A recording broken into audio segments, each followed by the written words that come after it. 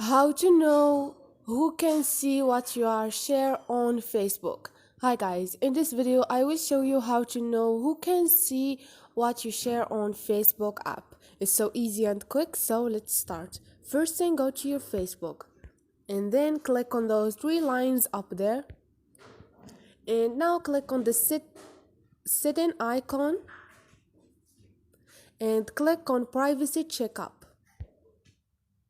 And now click on who can see what you share,